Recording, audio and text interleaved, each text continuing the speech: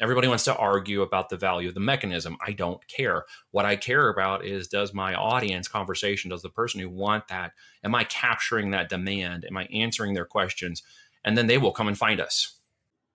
And welcome to a new episode of Digital Coffee Marketing Brew. And I'm your host, Brett Dicey. Will you please subscribe to this podcast on all your favorite podcasting apps? Leave a 5-star review. It really does help with the rankings. And let me know how I am doing. But this week, we're going to be talking about Amazon and all the selling that goes on Amazon, but mostly just for businesses and marketers to actually understand this, because Amazon's one of those things where you cannot ignore ever anymore. But with me, I have Neil, and he is the CEO and co-founder of Voltage Holding Company, specializing in launching, consulting, and selling and acquiring brands with a focus on the e-commerce channel, such as Amazon FBA and multi-channel. More than 15 years of experience as a selling private label products on Amazon and his company. So welcome to the show, Neil. Thanks for having me. I appreciate it, Brett. And the first question as all my guests is, are you a coffee or tea drinker? I'm a coffee drinker. I've got what's left of my afternoon coffee right here.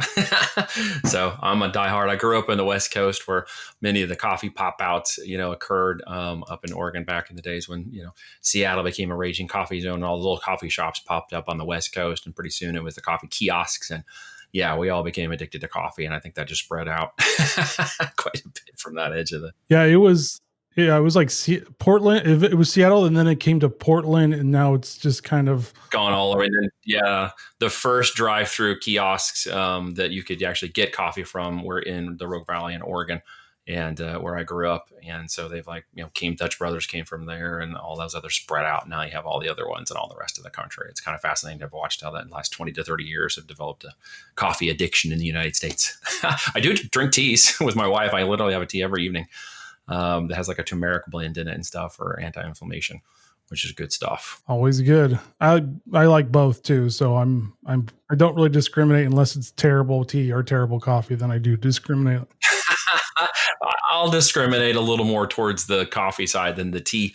But my wife, and we have our 4 daughters here, and they love to have tea parties, and they bring in all their girls from the other co-ops and friends, and they'll have 10, 20 girls over for a big tea party. And I mean, when it's a tea party, it's a literal full-on tea party.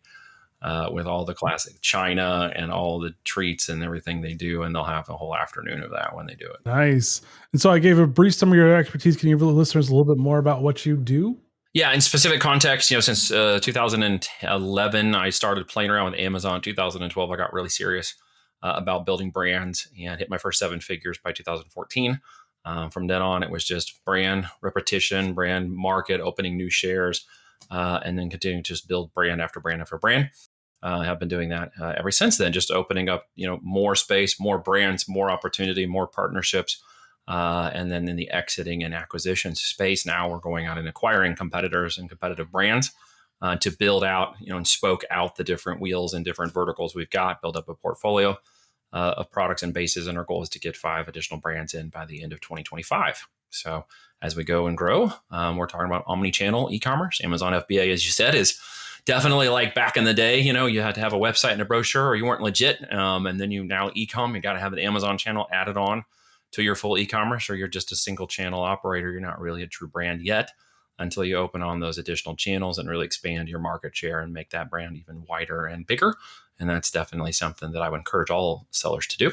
Don't just be channel specific. Don't be an island. To get out there and start capturing assets and acquiring in other channels.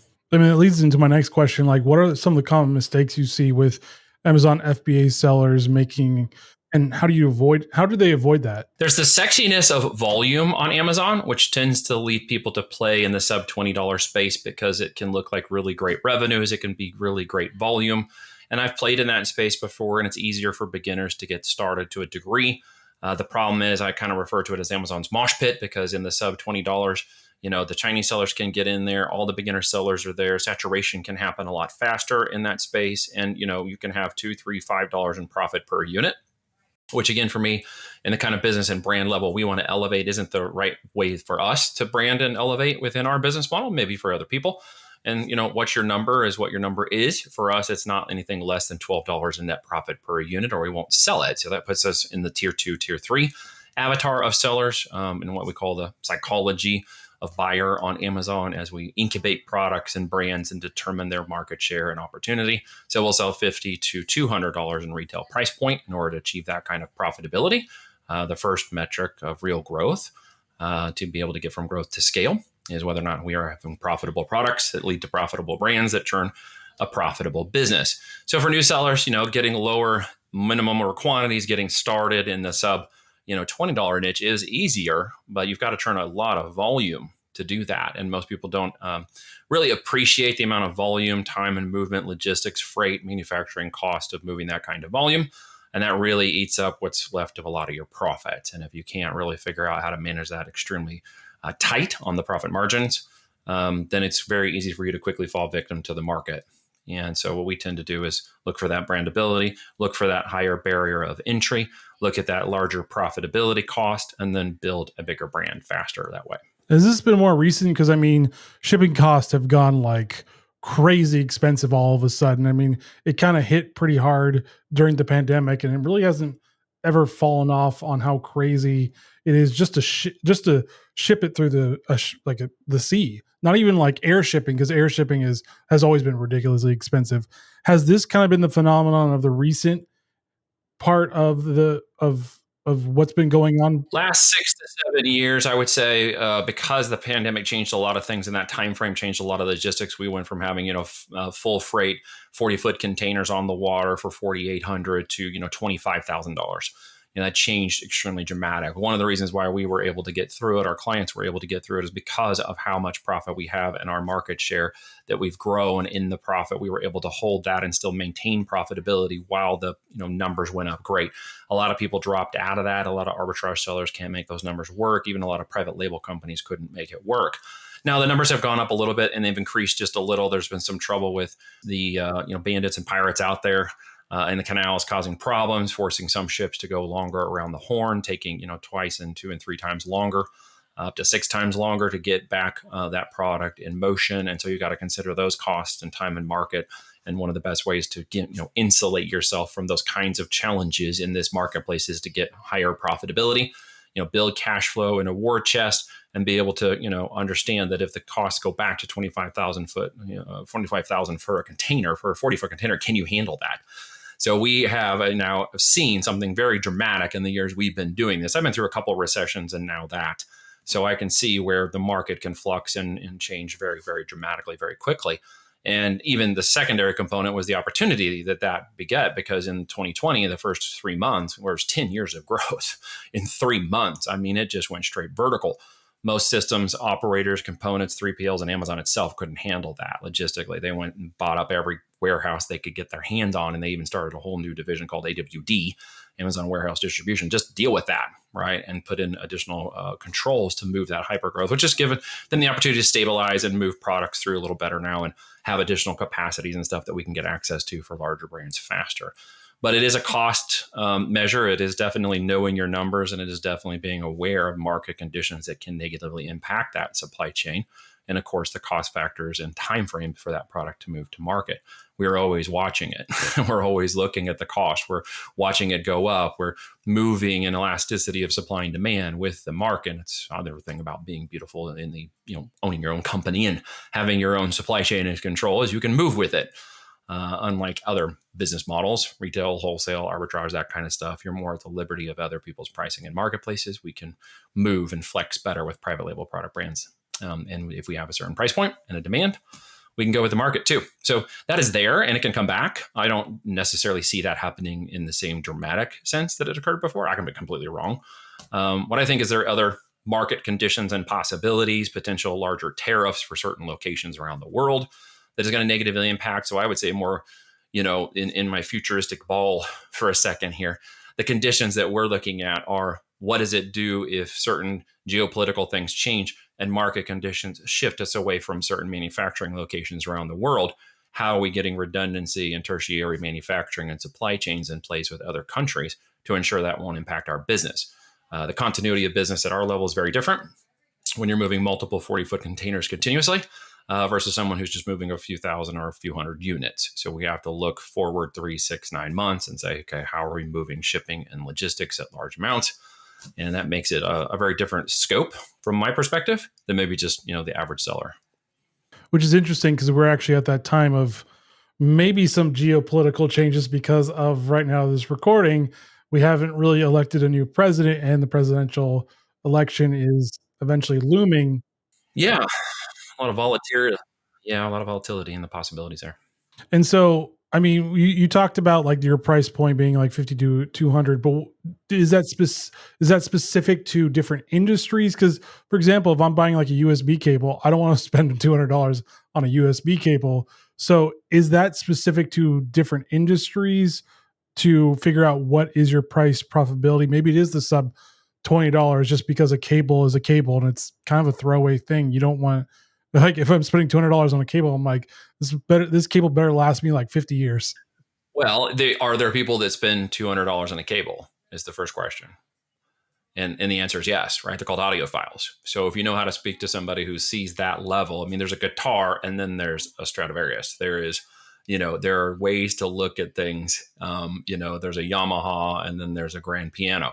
So there's always another market at another level for something that can be sold. The thought process or the limiting mindset belief, or even maybe scarcity thinking, will say, well, I can't sell a $200 cable to somebody. I need to sell the $20 cable. Well, that's not actually true, right? Ferrari does no advertising for their products and they sell really high end cars. So in actuality, you're bringing a limiting belief to the table. Not you, like you, Brett. It's like we are bringing that. So the end result is, again, the volume and nature of revenue or the amount of units you move because the product is below a certain point is all vanity metrics in my world. Okay, that may be somebody else's number, somebody else's gig, and that's completely fine. Everybody runs their business a little different. For the way that we run business, it's not okay. I would rather move 200 units of a $200 cable every month and turn a $7,000 or $10,000 revenue stream out of that, and then go get 10 more of those. Then I would have one product that turns out 10,000 units a month at $1 or $3 in profit per unit, which is kind of where those cables are going to fall after all landed cost of goods and advertising and fees, and everything stacks up on top of it, including returns and shipping and logistics and everything. So I don't find that to be as sexy for me, because you still have to be very, hardcore on the logistics and freight and all this other profit squeeze margins that I prefer not to deal with. I would prefer to deal with the 200, units moved a month of a $200 product that makes me maybe $100 in profit per unit. And that's a lot more sexy because I know I can go get 10 more of those, and I can actually widen my base, lower my risk, increase my opportunity cost, and reach more of an audience for those kinds of cables, and attach my entire brand to an audiophile side of it, right? So just in that thought process, this is kind of how I think when we're talking about cables. Everything else below that is commodity. Everything else by that section could be overtaken by a manufacturer. At some point, they all look the same. They all look like 10-foot iPhone recording cables, right?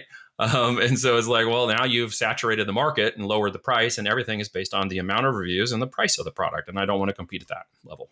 And so, I mean, does this all go back to like branding and the brand trust? Because, like you said, if you want to sell that premium price point, I mean, you reference, You got to have yeah, a you premium, reference right? Ferrari, and Ferrari, people know who Ferrari is. They've been around for a very long Took time, time. and so they know, Took time to create. yeah, so That's they right. know that people know what they're getting when they're getting Ferrari. They're going to get a high end car that is super fast or should be super fast. Yeah, just know that in the time in which they had to manufacture those and make them all by hand, and then move that marketing forward in 50, 70, 80 years that company's been online, we've watched the internet come online. We watched social commerce come down. We've watched live streams that in 3 hours have made $5 million recently, breaking records on social commerce platforms. So the ability for me to take a product base and make a premium brand and send it into the premium brand world for in the 3 to 5 years we can do that, means I can meet now criteria that 30 or 50 years ago you couldn't meet. So it is doable. And again, anybody who says it's not is still thinking in a limiting scarcity mindset belief. We've seen it, we've done it, we've watched our clients do it. So it just gets down to how you present that brand, whether, the time in the market that's allowing it to occur and mature, and giving yourself the time and energy and marketing to really dial in that audience and build that more premium level brand of expectation, and then really get your numbers right and your supply chain right. And most importantly, get the narrative right. It is the offer, not the mechanism that we're talking about. Amazon, TikTok Shop, Shopify. These are all mechanisms. Everybody wants to argue about the value of the mechanism. I don't care. What I care about is, does my audience conversation, does the person who want that, am I capturing that demand? Am I answering their questions? And then they will come and find us. They will search us out. They will look for us. They will want to buy from us. And they want to buy more from us. So as I widen that base of products, while people are coming in and saying, well, I'm going to do 2 or 3 or 5 products so I can hit 7 figures a year, I'm looking at it at 7, 10, 12, 15 products to make a stable platform of a brand portfolio, okay, that in my world, if I just based it on one platform's metrics, Amazon, it's 200 something million Prime members who spend an average of $1,000 a year. Their customer lifetime value metric is 12 months, 1,000. So by their own admission, I want to follow along with that. Okay. Which means that I either got to sell one product in 1 year to one customer for $1,000, or you see the numbers go backwards. I need to sell a $100 product 10 times, or I need to sell a number of other products that are 100 to one person 10 times, or 2 or 5, depending upon bundles and material, pricing and bundling, to get them to spend $1,000 with my brand in a year instead of with somebody else. That's the real metric most Amazon sellers are not focused on. And therefore, when I think about it as an omni-channel, multi-branded, elevated strategy, I'm thinking about all the channels in which I will approach that customer. After I've incubated it on Amazon and captured that demand, I'm going to look at backwards. How can I acquire a customer through Meta, Facebook, TikTok shops, etc., even if it's a $100 product and it costs me $200 to acquire them, but I know that they'll buy $300 to $500 to $700 or more with me when I do that. If I'm willing to do that as a business owner, I'm now willing to do something others are not. Acquire the customer at whatever cost is possible to acquire them at. As I go through time, of course, I want to lower that cost per acquisition, that CPA, but I know I'll do it in branding and time and market. And so I'm willing to go 2, 3, 4, 5 years in a brand new brand to allow that to occur. And I still think a lot of people, maybe some of you listening to this right now, are thinking in 3 to 5 minutes or 3 to 5 months, because that's more desperate. That's more, I need it now, I don't need it later. Now, I've been there, and I've had a family, and I've had low, income levels, and I've struggled to make that occur. And I remember what that looks like. And I'm in a very different position now. And partly it's because I was willing to wait longer and do more. And I didn't have to be the smartest person in doing it. I just had to do the work and wait longer and be more patient than everybody else was. That's a business mindset issue at that point. So, I mean, you said this, is patient more the key in this? Because, I mean, we're always like, I got to do this now. I got to get this sale now. I got to do this now. FOMO. Yeah. Yeah, it really is. It's patience, tenacity, perseverance, and the willingness to do things others are not doing. To look, as Jim Collins says in Good to Great, at the squiggly, ugly, nasty things under the rock, see them pragmatically for what they are, and then go put in the work and simply do what others are not willing to do for a longer period of time. It is such a low barrier of entry for success now with the internet. There are just so many different ways to make money. I chose physical products because I liked the virtual aspect of a marketing and creation demand and demand capture platforms that are out there now as I watched it come online in the last 17 years since I've been in business for myself. And watching that, go into social commerce, which is extremely fascinating to look at how that's expanding in rapid succession. And then the physical product movement for me made more sense than just a purely digital marketplace, because I have a physical, tangible, inventoried asset where I take my fiat capital and put it into a physical product worth 10 times what I bought it for, maybe 50 times what I bought it for. I'm not transferring digital and other, fiat currency and stuff into a physical hard asset that can be translated between two people. A transactional outcome. People still think I'm talking about the products. I'm not actually talking direct response marketing. Okay, that happens to fulfill the transaction through a physical product median, which means that I can get positive reviews or negative reviews. So, of course, step 2, and that is making a great product. And actually building a great product that people want, that fulfills that transaction when 2 days later, when they get the box and they open it and they use it and they're like, it doesn't break in 5 minutes, and it fulfills their hopes and dreams and goals and aspirations of jumping higher and running faster and fixing their kids and putting a backpack on or protecting the water from the outdoors. They're going to get a good experience and want to leave me a good review, or in other case, not leave me a bad review because they enjoyed it and they still want to go back and see what else can I buy from this company, which I'm attached to it emotionally. That's where brand and brand affinity really come in the long term. That's why there's a $100 person Walmart and a $1,000 person Prada. And I want to go after the $1,000 person Prada. Okay. Even at number 2, selling it at $800, I'm still going to be winning. for those trying to start out doing this, how do you get those positive reviews? Because I think the hardest part is grabbing those positive reviews and those, because if people are mad at your product, they're going to show it by giving you a bad review because people are mad and they tend to act more frequently than people that are happy with your product. They'll just go away and forget about ever reviewing your product. So on product, there's about 10 to max 20% chance that someone in buying a product from you is going to leave you a review. So just take that number times 1,000 units sold. Okay. That's a realistic aspect of a review process, whether you get a 1-star or a 5-star. The end result is if I'm going to build a great product, then I want to take the time in step 2 to ensure the product is good. So we're going to innovate, not innovate. Yeah. Not invent. I say that right. So we're not inventing things. I think a lot of people spend too much time in R&D and not enough time thinking about the perception of value with the person who's buying that product and their outcome. If you do that well enough and they get a product and it is a good product, but not yet a great product, but it receives the value of their outcome, they understand the value of its worth and they have used it or built it or made something with it or ran faster with it, they're going to see past the imperfections of that product, right? They're going to see past the imperfections. And when you get them, you got them emotionally. So, of course, you can continue to innovate and evolve the quality of the products as you should to engage higher reviews and higher, talked about in the audience conversation aspect, the online, the social commerce, and the tagging. Create a good product. That's really step 2. First, though, prove you can sell the product. Sales fixes everything. Once you prove you can sell the product, you can innovate the product and continue to improve the product as you go along by simply giving the market more of what it wants. And by continuing to improve that product based on what the market wants to ensure the quality is high. Reviews will then come naturally and organically from that. I still think, again, the idea is that we have to force reviews. I have $180 products selling 100 times a day on 5 reviews because we did the job up front of sharpening the axe for 4 hours before we spent 1 hour cutting the tree down. And again, I think that's patience, perseverance, following the right process, ensuring you understand who they are, what they want, and what value they're going to get it. And you translate it back through images, visuals, videos, and the written copy. And then you could really get down to what we say in our company is sell anything to anybody in a box.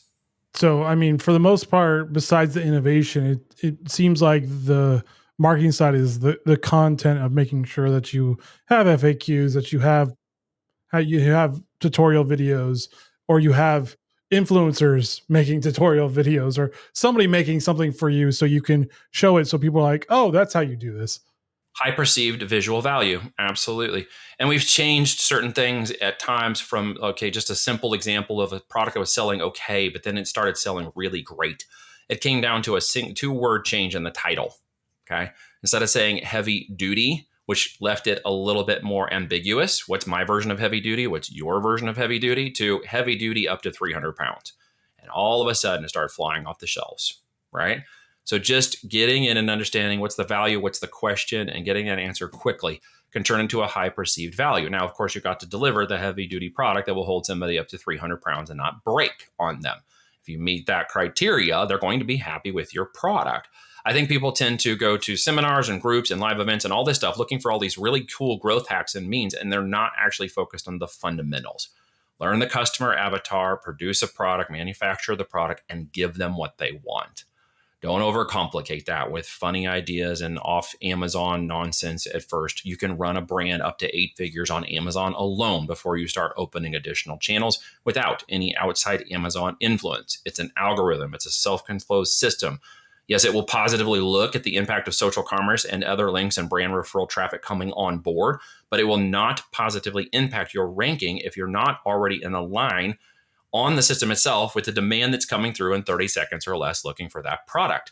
You just get that right first. Once you get that right and you dial in that organic, okay, go listen to my High Voltage Business Builders podcast on the last episode with David LeBlanc, where he has $500,000 a month with 90% organic traffic. It's doable. It's provable. Okay. And he's not even at full capacity on his PPC campaigns. We discussed that. And it's like, hey, he's at 6% ACOS. He's at only 25% tacos. He can invert that, change it just a little bit and pull out an extra $250 a month if he just starts dialing up his PPC campaigns, okay, which he knows he's going to be doing next. So again, these are things that I think go against the grain, go against the conversation, go against the hopium mindset, lottery guru, YouTube wonder boys, and really get down to the fundamentals of the business, knowing your audience and giving them what they want. I mean, it almost seems like going back to the fundamentals of business, but also marketing. Like you said, like if it's a vague statement, you may know what you're saying, but someone may not actually know what you're typing either, because the written word is very subjective to whoever is reading it. And what do really good copywriters do? They spend a lot of time learning about who they're going to sell to. And then they speak directly into those questions in their minds as though it's like you knew everything I was going to say before I said it. And I want what you have to find out if it fulfills what I'm going for, what's in it for me. Get that right. And then the rest of this mechanism over here, which Amazon literally takes care of you in almost a done for you FBA fashion, will handle the rest of that. Right. Don't deliver a crappy product in a crappy box and expect a good review. Don't take 5 minutes on a listing copy in your images and expect to sell 7 figures out of it. You simply, that was 20 years ago. It doesn't work that way anymore. People are extremely sophisticated. The system is growing extremely fast. Amazon is moving at 8,600 units a minute. Okay, it's 5% of all retail. It is 49% of all online sales. You're going to play in this system. You better do it right, or it will really just brings the wholesaler account down, brings the ASINs down, brings your entire opportunity down in this, what is a closed system of Amazon's organic ranking and growth. Inside of it, there's a lot of opportunity and market share to do it right. Yeah, it kind of reminds me of podcasting. Like if you get the audio wrong, no one's going to listen to you because you didn't get the audio right. It's terrible audio quality, and everybody's like, I can't listen to this because there's too many pops and sibilances. Whistles and blowing and yeah, exactly. Yeah. And plosives and all that other stuff that we're like, we don't want this. Yeah. Or they just don't like coffee. And then we have to just reject them because who doesn't? Seriously. I mean, I always say if you like water, it's close enough to coffee. Yeah. And if you drink decaf, that's like drinking, dirty water. So please don't come out with your decaf. I don't drink decaf. I drink regular coffee. That's what I'm talking about. What's the hair on the chest and the hair on your face? I'm like, clearly you drink, caffeinated coffee. Yeah. And black too, like completely black. And black. See, now you're really getting it done. Yeah, I'll have a beard by the time this call is over. What are some of the trends coming up on the horizons? I know we talked about the traditional things, but there are probably some new things that sellers may want to know what to do next. Always. AI is on the forefront of everything, but real AI hasn't come yet. What you're watching is tip of the iceberg AI. That is just one level beyond machine language learning. When I was at IBM, we were working on machine language learning, artificial and large language models out of the Watson machine, where we borrowed time in RMonk up in New York when I was working there on knowledge management and latent semantic search engines. So lo and behold, I see Amazon, which is just a large machine language latent semantic engine. And I kind of figured out how they were ranking products long ago. And it became like shooting fish in a barrel for me. That's changed as the market has changed. And one thing that hasn't changed, though, is the underneath hood of these AI systems has not changed for a while. But there are radical fundamental things occurring as more data is being fed to these large language models, these LLMs, as they are getting more and more data and chewing through that and getting better at making data-driven decisions. They're moving from a reactive to a proactive state. Okay, they're moving from a hey, I saw you frequently bought this, so maybe you'd like that, to I see you're this, you might be pregnant, you're a woman, you like soccer, you've got this other thing, you like cooking. Oh, by the way, here are predictive things we think you're going to like at the highest level of possibility, and only show you those things. Think about it like Minority Report coming, right? With all platforms and advertising, that's kind of where we're headed. They're going to know us better than we know ourselves. And they're going to see us, and they're going to see increases in that. And Amazon's moving that way. And many of the algorithms are now moving that way. TikTok Shop is moving that way through its viral, and online live events now that are seeing way more traction than just video uploads due to the amount of social commerce that can move through them at the speed of literally the ability for people to click a button. And you're just seeing like hundreds of sales a second, which is insane. And they can now have the capacity to maintain that. They have the platform, the technology, and the systems backed by AI that are moving faster and faster to allow that kind of stuff to even occur. So this is shifting in such radical ways that we're going to watch live streams that do $10 million in an hour, not long in the future, maybe a year or two. Okay. It's just going to be a social commerce engine that is incredible. If you're using it, programming it, you're going to be on top of it. AI is not going to replace people. That's a myth. People who understand AI and program it and use it in their businesses are going to outmaneuver other people. Okay. For example, if you're going to compete with my brand on Amazon, or my brands actually, then we use AI driven large language PPC decision models that combine all this data and then make reactions at a machine to machine level. There's no way you're going to compete with us at a human level. If you're going to try to compete with us on the PPC campaigns we're going after, you're competing with machines. You have to understand that, which means you've got to get really good at it if you're going to stay in this game.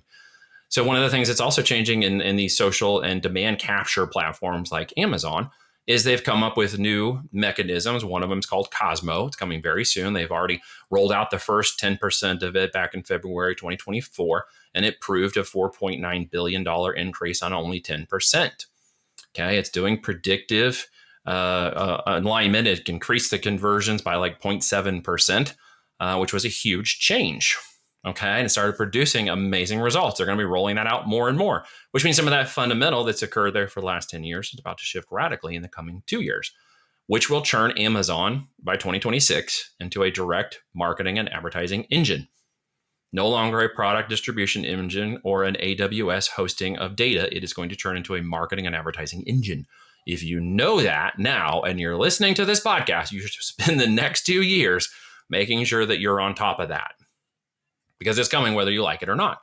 So take advantage of it. How to do that? Ensure you understand what's occurring. Keep your listings up to date. Be on top of the things with AI. Here's a real quick pro tip for those who are currently selling and listening to this podcast. Take your images, download them from Amazon as they sit right now. Go over and upload them to ChatGTP and ask it what it sees. Okay? What do you see in this image? If it does not describe the image and environment to you correctly, fix it, because your images are broken. And as Cosmo rolls out, it's going to start de-ranking old listings that have sat there historically because of the amount of reviews and time in market, and they're going to start getting de-ranked. And if you aren't paying attention to that because you're like, hey, I'm sitting in the top spot, been here for 2 years, no one's going to knock me off. Well, guess what? You're going to have a big problem if you don't start paying attention to these changes and actually getting in there and adapting to the coming changes. It will not be keyword driven anymore. Okay. It's going to be more responsive, intuitive to the demand of the people that are around it, all the way down to what they're watching on Freevee and Twitch and Amazon Prime. Okay. So this is going to be a big indicator of changes that are coming in the next year. You should be prepping for it. And so besides Cosmos, should they know ChatGPT as well? I mean, there's Llama from Meta, there's Perplexity, there's Claude, there's Gemini, there's Gronk. I mean, should they? Ton of them. There's a lot of them coming. So really it just gets down to the platform that you're on. Is where you should first look at it and say, what's changing, what's adapting, what's moving. If I'm a direct response marketer on Shopify using Meta and Google, I really need to know, where is the algorithm changing? How is it looking at social commerce? If I'm on TikTok shops, I really need to take a really good look at the way live streams are working right now for reach and connectivity, and really be powering through, how do we create live streams that sell and engage and are fun? And then if it's Amazon, you really got to be looking at the way the keywords are shifting.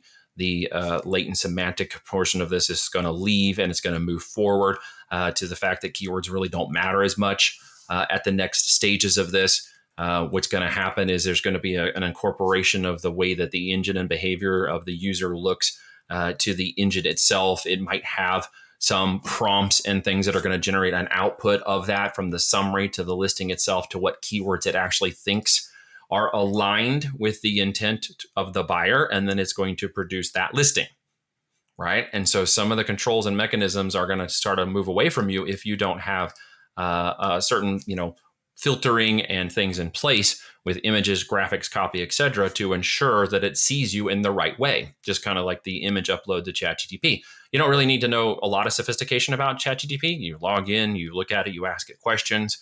And then, give it your image, upload it, and just ask it, what does it see? What do you see in this image? The output of that is going to be that, there's going to be some human feedback training the differences and what it didn't learn, but it's only going to get smarter, faster, and faster. The output of that is that the intent is really what it gets down to. It's going to come down to all intent-based information. And part of that being driven is on search queries, vocal search queries now. Okay. Things like asking, Siri about a product, or asking, Alexa about a product. It's going to know that, for example, if you're a pregnant woman who had mentioned anywhere that your feet hurt, it's going to come and predict that you might need shoes. And it might predict certain shoes for just pregnant women. And you're going to be like, my feet hurt, I'm pregnant. And the next time you pop up on Amazon or an advertisement comes up on Freebie, it's going to be like, hey, these are the best, most comfortable shoes for pregnant women. And you're going to be like, what? That's awesome. Pregnant women shoes. Yeah. It's going to get really smart. It's going to move extremely fast. If you're on the other side of that, it's going to be extremely powerful. Search is growing on mobile by like 27%. So it's going to be huge. And 50% of all adults use search every day on the voice side. So how people talk and linguistics are going to translate into how your products and intent show back to, say, a pregnant woman who you are trying to sell the most comfortable pregnant shoes to. Let's just hope Alexa actually gets smarter, because I still prefer Google Assistant. Yeah. Well, they're all a little frustrating. Apple is pulling in its own Apple Assist soon. You're going to see some branding like that across there, where they're actually not going to be chat GTP. They're going to be GTPs for the specific products and services that we're using, Alexa, et cetera. 33% of all homes have Alexa in them now, which means a lot of people are just saying, hey, Alexa, reorder my shoes, or hey, Alexa, reorder my cereal, or hey, Alexa, what's the best kind of shoes for a man who wants to run and has a size 12? Is really going to be using a lot of intentional data that is going to change the way people search and get products. All right. And people are listening to this episode and wondering, where can they find you online to learn more about how to sell better on Amazon? Well, my podcast, for one, High Voltage Business Builders Podcast. Go check us out. We're a globally top 5% ranked podcast. You can see us on all the channels, YouTube, Apple, Spotify, etc. Interview people, interview case studies, talk about business growth, real estate, financing, wealth without Wall Street, fundamentals of business and finance, as well as anything ecom and all things Amazon as well. And you can go to voltagedm.com. You can find that podcast. You can see my book. You can see some free trainings and information if you feel so led. Reach out. We are a growth consultancy. It is an invitation-only group. We're not a course, a program, or any of that other nonsense. We are building, buying, exiting, and acquiring companies. And we teach clients how to come along for the ride, or DTC brands how to get on Amazon, or how to build an omni-channel strategy. And then we look to acquire them later on. So as an acquisition and incubator, we want to build up great clients and brands, because I'm looking for them to buy. All right. Any final thoughts for listeners? Your opportunity begins at the end of your excuses. So if you listen to this today and you plan on taking no action, there's your opportunity cost. If you're planning on doing something or learning more today, hopefully you will go out and actually do it. Execution leads to knowledge, which leads to wisdom. You can't just jump to knowledge and expect to do the right things. And you certainly won't lead to wisdom if you don't execute. So get out and execute something today that helps move the ball forward, hopefully towards profitability. That's my goal for you today. All right. Thank you, Neil, for joining Digital Coffee Marketing Brew and sharing knowledge on Amazon FBA and AI and everything else. Thanks for having me on, Brett. I appreciate it, brother. And thank you for listening. As always, please subscribe to this podcast on all your favorite podcasting apps. You have a 5-star review. It really does help with the rankings. And let me know how I'm doing. And join me next week as I talk to the great thought leader in the PR and marketing industry. All right, guys, stay safe. Get to understanding your Amazon FBA. Learn how to make it even better. Be patient and persistent at the same time. And see you next week. Later.